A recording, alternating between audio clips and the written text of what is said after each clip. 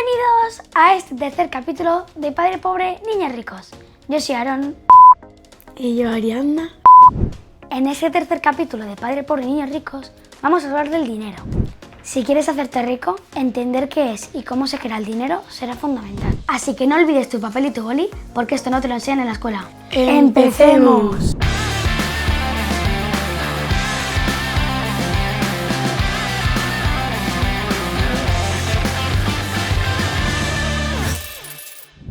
Antes del origen del dinero existía el trueque. El trueque es una forma de intercambio de bienes y servicios. Tú tienes manzanas y yo naranjas, pues intercambiamos. Pero tenía muchas desventajas y limitaciones. Dificultad para encontrar a alguien que quiera lo que se ofrece y ofrezca lo que se necesita. Yo tengo naranjas, pero no quiero manzanas. ¿Quién tiene uvas y quién quiere manzanas? Dificultad para determinar el valor justo y equitativo de lo que se intercambia. ¿Cuántas manzanas vale una naranja? Dificultad para intercambiar bienes que tienen grandes diferencias de valor. ¿Cuántas manzanas necesito para comprar un caballo? ¿Y si quien vende el caballo no necesita tantas manzanas? Estas desventajas hicieron que el trueque fuera reemplazado por el uso del dinero como medio de cambio. El dinero es un medio de pago que nos permite intercambiar bienes y servicios.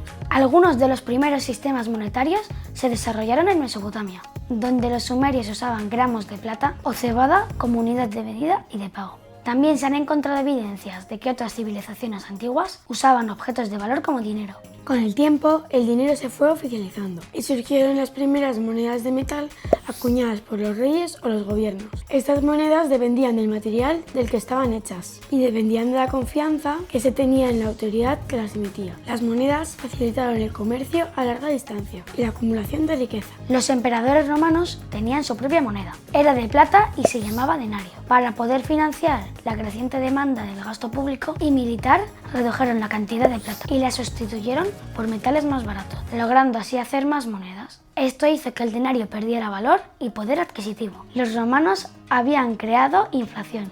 ¿Pero qué es la inflación? La inflación es el aumento general y continuo de los precios de los bienes y servicios que se consumen en una economía. Esto significa que el dinero pierde valor y que con el mismo dinero se pueden comprar menos cosas que antes. La inflación afecta al coste de la vida, al crecimiento económico y a la estabilidad de los precios. La inflación romana también afectó a la economía, la política y la sociedad del imperio, generando descontento, corrupción, revueltas y crisis. Para intentar controlar la inflación, algunos emperadores tomaron medidas como fijar precios máximos, reformar la moneda o aumentar los impuestos, pero ninguna de ellas fue efectiva o sostenible. Se preguntarán los argentinos por qué sus gobiernos no aprendieron algo de los romanos. ¡Sordos, hijo de p***! La inflación romana fue uno de los factores que debilitaron al imperio y lo hicieron vulnerable a las invasiones de los pueblos bárbaros, provocando su caída. Las monedas también tenían sus inconvenientes, como el peso, el desgaste o el riesgo de robo. Por eso se inventaron los primeros billetes de papel, que eran certificados que representaban una cantidad de monedas guardadas en un lugar seguro. Los billetes de papel se extendieron por el mundo y se convirtieron en el principal medio de pago. Estos eran respaldados por metales preciosos, como el oro o la plata. A principios del siglo XIX, Inglaterra fue el primer país en formalizar el patrón oro. Por entonces, Inglaterra era la primera potencia mundial. Le siguieron muchos otros países y casi a finales del siglo, los Estados Unidos de América se unieron también. Los bancos centrales de cada país tenían un valor estipulado en gramos de oro para sus respectivas monedas y cualquier persona podía cambiarlo en el momento en que quisiera. Se podían hacer todo tipo de intercambios de bienes y servicios dentro de cada país utilizando la moneda nacional. Pero los intercambios internacionales con diferentes monedas seguían requiriendo movimientos de oro, con la dificultad y el coste de tener que trasladarlo. Y aunque a la larga el nivel de inflación era mínimo, los intercambios constantes de monedas nacionales por oro hacían que el valor de estos fuera muy volátil en el corto plazo dentro de cada país y que los intereses de los préstamos fueran muy elevados. A lo largo de esta época hubo momentos de gran expansión de la economía, además de grandes crisis, debido a la ineficiencia del sistema utilizando patrón oro. A principios del siglo XX se produjo la creación de la Reserva Federal de los Estados Unidos de América, más conocida como la Fed, que nació con la idea de regular estos cambios en Estados Unidos y además controlar la tasa de desempleo.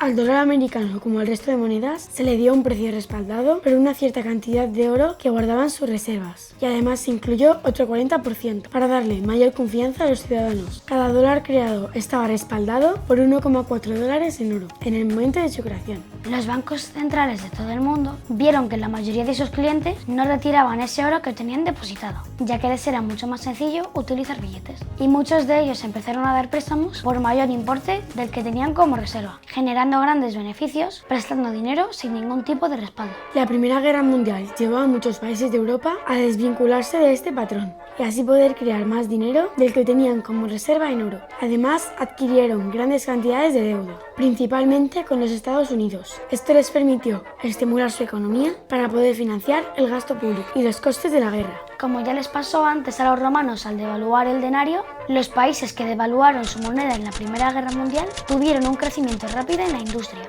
Esto les permitió abastecer la gran demanda de todo tipo de vehículos, de agua, tierra y aire, además de toda clase de armas. Decir que en un principio Estados Unidos financió a ambos bandos, pero a última hora se decantó por uno solo, y esto les permitió ganar la guerra. Las consecuencias económicas fueron devastadoras para toda Europa en las siguientes décadas. Mientras tanto, se produjo un cambio importante en el sistema monetario internacional, cuando se abandonó el patrón oro, es decir, la convertibilidad de todas las monedas en oro, y se adoptó el dólar estadounidense como la principal moneda de reserva y de referencia mundial. Ahora era solo el dólar el que se podía cambiar por oro.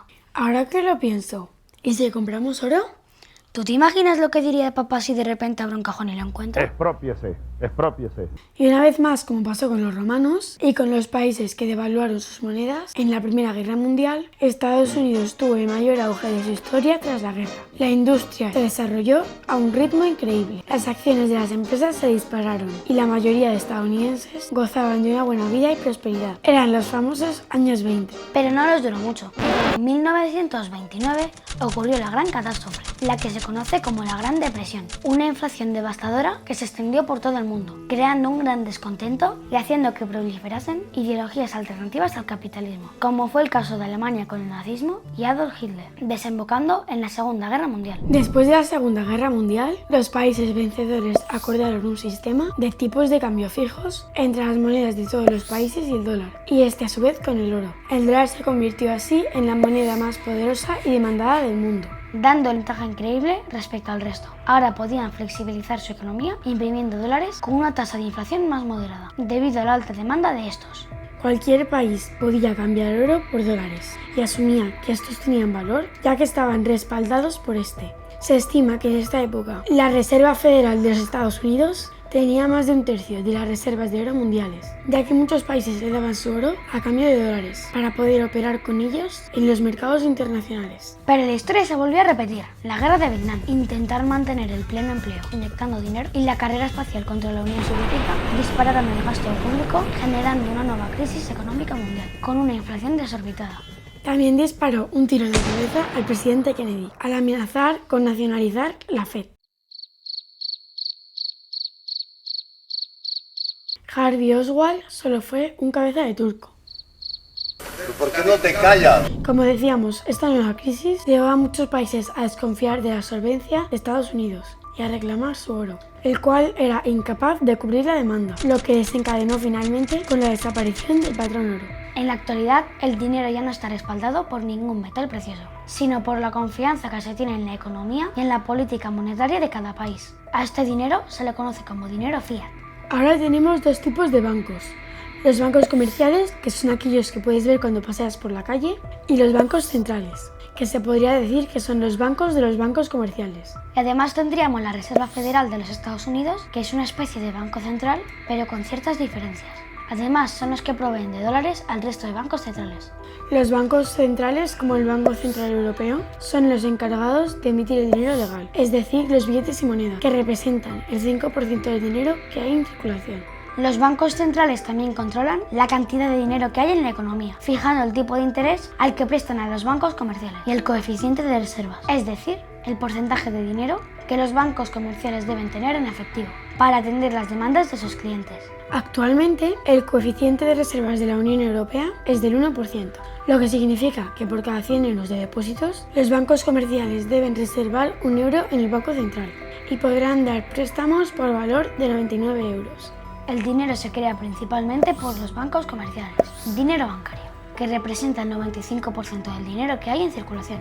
Ahora que sabes las consecuencias de crear el dinero de la nada, entenderás cuál es la razón fundamental por la cual a día de hoy constantemente escuchamos hablar de la inflación en televisión. El sistema económico mundial está muy lejos de ser un sistema perfecto. En el mundo en el que vivimos no puede haber de todo para todos. La ley de la oferta y la demanda hace que si un producto tiene mucha demanda, este suba de valor. Por lo que si todas las personas tuvieran un nivel económico muy alto, los productos más demandados subirían de precio, al no poder abastecer el nivel de demanda. Y por ende, terminaríamos todos siendo más pobres.